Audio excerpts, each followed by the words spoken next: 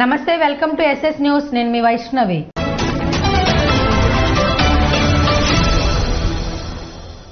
గ్రామ ప్రజల దాహర్తిని తీర్చాలి. చిలకపాలెం గ్రామ ప్రజల దాహర్తిని తీర్చాలి. చిలకపాలెం మంచినీటి సమస్యను వెంటనే పరిష్కారం చేయాలి. చిలకపాలెం మంచినీటి సమస్యను వెంటనే పరిష్కారం చేయాలి. చిలకపాలెం గ్రామ ప్రజల దాహర్తిని తీర్చాలి. చిలకపాలెం గ్రామ ప్రజల దాహర్తిని తీర్చాలి. చిలకపాలెం గ్రామ ప్రజల దాహం కేకలు చల్లార్చాలి. చిలకపాలెం మంచినీటి సమస్యను వెంటనే పరిష్కారం చేయాలి. కుళాయిలు బాగు చేయాలి.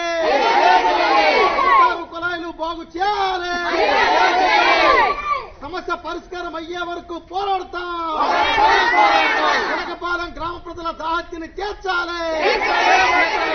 చిలకపాలెంలో మంచినీటి సమస్య పరిష్కారం కోరుతూ మహిళలు ధర్నా నిర్వహించారు. చిలకపాలెం గ్రామంలో మంచినీటి సరఫరా ఆగిపోవడంతో తాగడానికి, వంటకు నీరు లేక చిలకపాలెం గ్రామ ప్రజలు తీవ్ర ఇబ్బందులు పడుతున్నా అధికారులు పట్టించుకోవడం లేదు. అధికారులు దృష్టిలో పెట్టినా పట్టించుకోకపోవడంతో చిలకపాలెం మహిళలు ఖాళీ బిందెలతో బీసీ కాలనీలోకి రక్షిత మంచినీటి పథకం కుళాయిల వద్ద నిరసన తెలిపారు. నీరు లేక నీటి కోసం పిల్లా పాపలతో సహా పనులు మానుకొని తిరగాల్సి వస్తోందని ఆవేదన వ్యక్తం చేశారు. అధికారులు, జిల్లా కలెక్టర్ వెంటనే జోక్యం చేసుకుని చిలకపాలెం గ్రామ మంచినీటి సమస్య పరిష్కారం చేయాలని వేడుకున్నారు. వెంటనే మంచినీటి సమస్య పరిష్కరించకుంటే గ్రామ సచివాలయం వద్ద, మండల పరిషత్ కార్యాలయం వద్ద ఆందోళన చేస్తామని తెలియజేశారు. ఈ కార్యక్రమంలో సిఐటియు జిల్లా ఉపాధ్యక్షులు సిహెచ్ అమ్మన్నాయుడు, సిపిఎం నాయకులు టి నందోడు, కె అప్పన్న, మహిళలు చిలక ఆశ, టి రమణమ్మ, ఆర్ సూరమ్మ, ఏ మంగమ్మ, పెసల పార్వతి, పెసల అప్పలరాజు తదితరులు పాల్గొన్నారు. ఈ మంచినీళ్ళు కొరతంది దాదాపు 2 నెలలు బట్టి ప్రజలు ఆందోళన చెందుతున్నారు. ఆందోళన చెందిన ఎడల్లో ఏంటంటే మరి తెల్లారితేటంటే పేదరాద అందరూ బోర్లు వేసుకుని ఉన్నారు కాబట్టి కొంతమంది ఇబ్బంది లేదు. మరీ కూలి నాలు చేసుకున్నట్లయితే బోర్లు లేవు. బోర్లు లేని చోట చాలా ఇబ్బంది పడుతున్నారు. అయితే మా దృష్టి కూడా చెప్పినారు. మా దృష్టి చెప్పినప్పుడు కూడా మేము ఏంటి చెప్పినామంటే అధికారులకి, పాలకులకి, అధికారులకి చెప్పడం జరిగింది. జరిగినప్పుడు కూడా చూద్దాము సేద్దాం అనేసి అలా కాలియాపలు చేసుకెళ్ళిపోతున్నారు. కానీ కొన్ని మంచినీళ్ళ కొరత ఎందుకు ఏర్పడదు, కనీసం రుపోరైనా బాగు చేయమని మేము కూడా చెప్పడం జరిగింది. చెప్పినప్పుడు కూడా మరి ఏ రోజు చెప్పినా పట్టించుకోలేదు.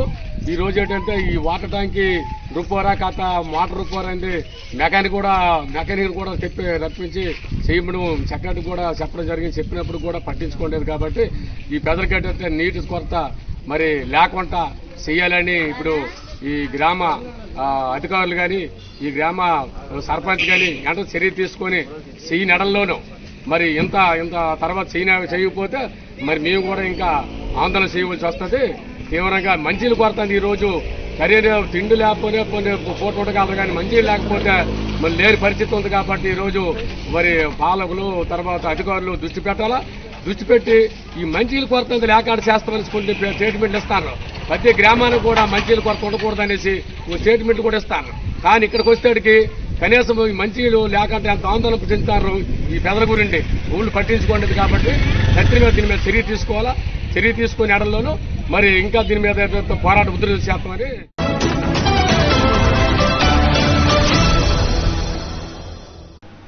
ముఖ్యమంత్రిగా రాష్ట్ర భౌగోళిక పరిస్థితులపై అవగాహన, సుదీర్ఘ పాదయాత్రలో ప్రతి ఒక్కరితో ఏర్పరచుకున్న అనుబంధం, ప్రజలకు ఏం చేస్తే మంచి జరుగుతుందనే లక్ష్యం, ఇవన్నీ కలగలిపిన నాయకుడు జగన్మోహన్ రెడ్డి అని, ఆయనకి ఆయనే సాటి అని డిప్యూటీ సీఎం ధర్మాన కృష్ణదాస్ అన్నారు. శుక్రవారం శ్రీకాకుళంలో మాట్లాడుతూ పవన్ కళ్యాణ్ పై తీవ్ర విమర్శలు చేశారు. సీఎం జగన్ పై ఇటీవల పవన్ చేసిన ప్రకటనపై ఆయన స్పందిస్తూ సినిమాల్లో హీరో కావచ్చేమో గాని రాజకీయాల్లో జగన్మోహన్ రెడ్డిని విమర్శించే స్థాయి పవన్ కు లేదని స్పష్టం చేశారు. నటుడిగా పవన్ అంటే వ్యక్తిగతంగా తనకు ఇష్టమేనని, రాజకీయాల వద్దకు వచ్చేసరికి అతనికి అంత స్థాయి, సీను లేదని ఘాటుగా అన్నారు. గడిచిన ఎన్నికల్లో 2 నియోజకవర్గాల్లో పోటీ చేసి ఒక్క స్థానం కూడా గెలవలేకపోయాడని ఎద్దేవా చేశారు. ముఖ్యమంత్రి జగన్మోహన్ రెడ్డి తాను నమ్ముకున్న మేనిఫెస్టోను అమలు చేస్తూ ప్రజల గుండెల్లో చిరస్థాయిగా నిలిచిపోయారని పేర్కొన్నారు.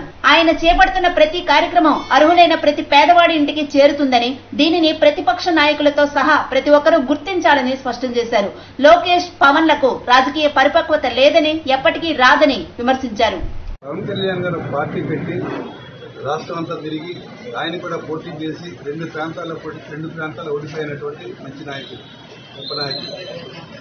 అతను రాజకీయాల్లో కంటే సినిమాల్లో చాలా పెద్ద మంచి యాక్టర్. పవన్ కళ్యాణ్ నాకు ఇష్టమే. చక్కగా ఫైట్ చేస్తాడు, చక్కగా యాక్టింగ్ చేస్తాడు, డైరెక్ట్ మాట్లాడతాడు. వ్యక్తిగతంగా పవన్ కళ్యాణ్ నాకు ఇష్టమే. రాజకీయాల గురించి ఆయన ఎంత తక్కువ మాట్లాడితే అంత మంచిదండి పవన్ కళ్యాణ్ గారికి. నేను అతను శ్రేయోభిలాషిగా హితపరుస్తున్నాను. జగన్మోహన్ రెడ్డి గారితో మీరు దయచేసి పోల్చుకోకండి. జగన్మోహన్ రెడ్డి ప్రజల ప్రపంచంలో ఎవరైనా నమ్ముతారని అడుగుతున్నాను. పార్టీ ఆవిర్భావం నుంచి గ్రామ గ్రామాన వ్యక్తి కలిసిన నాయకుడు, ఈ రాష్ట్ర భౌగోళిక పరిస్థితుల పట్ల సమగ్రమైన అవగాహన ఉన్నటువంటి నాయకుడు, ఈ రాష్ట్ర ప్రజల అవసరాలు తెలుసుకున్న నాయకుడు, తెలుసుకునే త్వరలోనే మేనిఫెస్టోను ఆచరించిన నాయకుడు. ఏ రకంగా తీసుకున్న జగన్మోహన్ రెడ్డి సాటని నా అభిప్రాయం. అటువంటిది జగన్మోహన్ రెడ్డి గారికి పవన్ కళ్యాణ్ విమర్శించడం అన్నది, లోకేష్ విమర్శించడం, పవన్ కళ్యాణ్ విమర్శించడం అంతా సవ్వుగా లేదు. విద్యుత్ కలిగినటువంటి నాయకులు వాళ్ళు ఆలోచించేసి కొంచెం ఆలోచించి మాట్లాడితే బాగుంటుందని నా అభిప్రాయం.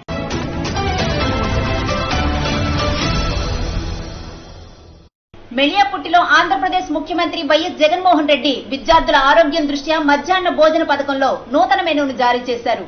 అయితే పాఠశాలల్లో రోజువారీ మెనూ ప్రకారం నాణ్యమైన ఆహార పదార్థాలను మధ్యాహ్న భోజన పథకం విద్యార్థులకు అమలవుతున్న తీరును పై అధికారులు ఆదేశాల మేరకు స్థానిక మెళియాపుట్టి సచివాలయ వెల్ఫేర్ అసిస్టెంట్ దిలీప్ కుమార్ శుక్రవారం స్థానిక మెళియాపుట్టి ప్రాథమిక పాఠశాలను పరిశీలన చేశారు. ఈ సందర్భంగా ఆయన మాట్లాడుతూ రాష్ట్ర ప్రభుత్వం అమలు చేస్తున్న మిడ్ డే మీల్స్ సక్రమంగా అమలు జరుగుతుందని తెలిపారు. ఎటువంటి తప్పిదాలు జరిగినా సమాచారం అందించాలని తెలియజేశారు. ఈ కార్యక్రమంలో ఆయనతో పాటు ప్రధానోపాధ్యాయుడు త్రినాథరావు పాల్గొన్నారు.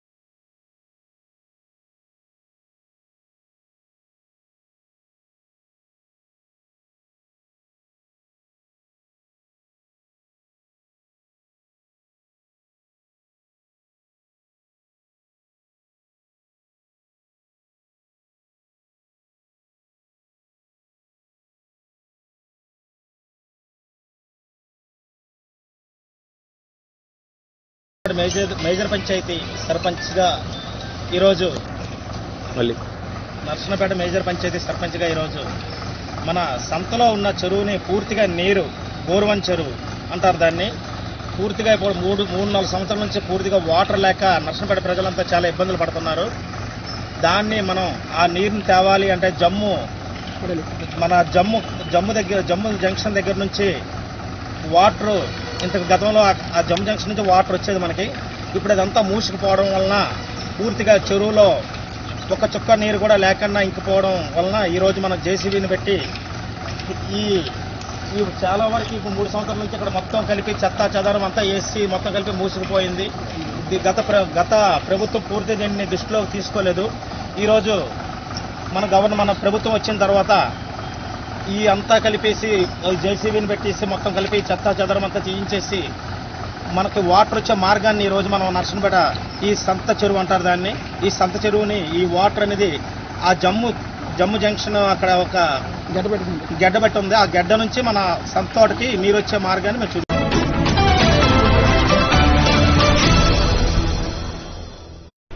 ద్విచక్ర వాహనదారుడికి హెల్మెట్ తప్పనిసరిగా ధరించాలని ఎస్ఐ సాయి కుమార్ అన్నారు. ద్విచక్ర వాహనదారులు హెల్మెట్ ను తప్పనిసరిగా ధరించాలని, అప్పుడే సురక్షితంగా గమ్యస్థానానికి చేరుకుంటామని నౌపడా ఎస్ఐ సాయి కుమార్ సూచించారు. రోడ్డు భద్రతా భాగంగా హెల్మెట్ ఉపయోగంపై గురువారం రాత్రి పోలీస్ స్టేషన్ ఆవరణలో నౌపడా బస్టాండ్ కూడల్లో వాహనదారులకు అవగాహన కల్పించారు. ఈ సందర్భంగా ఎస్ఐ మాట్లాడుతూ తమ విలువైన ప్రాణాలు కాపాడుకోవడానికి హెల్మెట్ చాలా అవసరమని అన్నారు. ద్విచక్ర వాహనదారుడు హెల్మెట్ ధరించాలని చెప్పారు. హెల్మెట్ ధరించని వారిపై తరచుగా స్పెషల్ డ్రైవ్ నిర్వహించి కేసులు నమోదు చేస్తామని హెచ్చరించారు. రోడ్డు ప్రమాదాల్లో హెల్మెట్ ధరించకపోవడంతో చాలా మంది మృత్యువాత పడుతున్నారని చెప్పారు. ప్రతి ఒక్కరూ వాహనానికి సంబంధించిన డాక్యుమెంట్లు వెంట ఉంచుకోవాలన్నారు. ట్రిపుల్ రైడింగ్, ర్యాష్ డ్రైవింగ్ చేయవద్దని సూచించారు. వాహనదారులు హెల్మెట్ బరువు కాకుండా బాధ్యతగా భావించాలని చెప్పారు. హెల్మెట్ మా శాసనం కాదు, మీ సంక్షేమం. హెల్మెట్ ఒక వస్తువు కాదు, ప్రాణాన్ని కాపాడే ఆయుధం అని అన్నారు. రోడ్డు చిన్నదైనా పెద్దదైనా పడితే ప్రమాదమేనని తెలిపారు. ట్రాఫిక్ నిబంధనలు ప్రతి ఒక్కరూ పాటించి రోడ్డు ప్రమాదాల నివారణకు సహకరించాలని కోరారు. ఈ కార్యక్రమంలో ఏఎస్ఐ మెట్ట చంద్రరావు, సిబ్బంది తదితరులు పాల్గొన్నారు. బట్ ఎనీ పర్పస్, ఏదైనా ఎమర్జెన్సీ పర్పస్ ఏదైనా సరే వాటర్ హెల్మెట్ ఫస్ట్ హెల్మెట్ ధరించిన అదే ఎమర్జెన్సీ. అది లేకపోతే మాత్రం బండి తీయడం first of all. So helmet is compulsory. అది ఉంటేనే బండి డ్రైవ్ చేయాలి అని మనకి బండి తీయడానికి కావద్దు కదా. అదే విధంగా హెల్మెట్ లేకపోతే బండి తీయలేరు అని మనలో కలగలదు. ఇంత కౌన్సిలింగ్ ఇదంతా అవుతున్నది కాబట్టి సో అంటే మనకి స్పీడ్ కావాలి. హెల్మెట్ అనేది వేర్ చేయాలి కంపల్సరీ కదా. ముందు హెల్మెట్ కంపల్సరీగా వేర్ చేయాలి. ఇన్సూరెన్స్ ఒకటి చూడండియా, రేపటి నుంచి ఈ జంక్షన్ లో ఎవరైనా హెల్మెట్ లేకుండా నాకు కనిపిస్తే రోడ్డు మీద బోర్డులు పట్టుకుని నిల్చుంటారు హెల్మెట్ ధరించాలని. ఒక్కొక్కరు ఒక గంట. ఇప్పుడు మీరు దొరికారు కదా, ఇవాళ ఫస్ట్ టైం కాబట్టి కౌన్సిలింగ్ చేసి వదులుతున్నాను. రేపు నుంచి బోర్డులు పట్టుకోవాలి ఇలాగ ఇక్కడే. మీ ఇష్టం. ఇంకా ఒక్కొక్కరు 10 మందికి చెప్పాలి ఈ విషయం. వెళ్ళండి.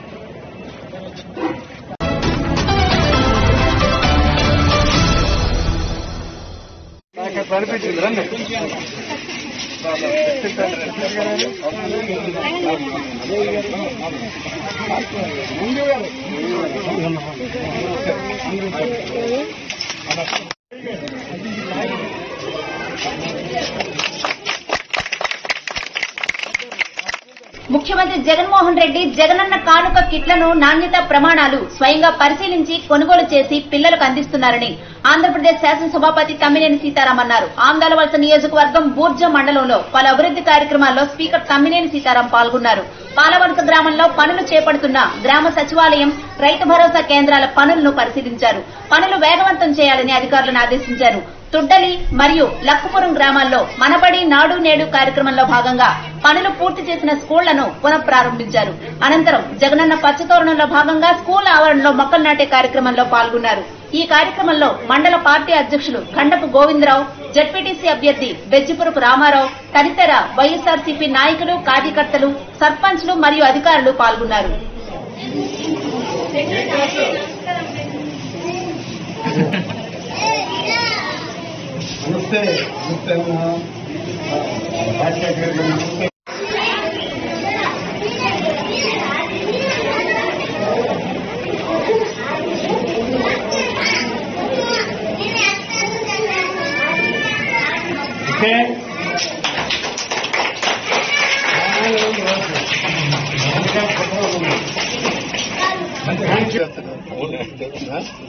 ఆయన ధర్మాన్ని పంపించడం చూస్తున్నాను కదా. ఇవి నాటి వార్తలు. మరిన్ని వార్తలతో మళ్ళీ కలుద్దాం. అంతవరకు చూస్తూనే ఉండండి SS న్యూస్.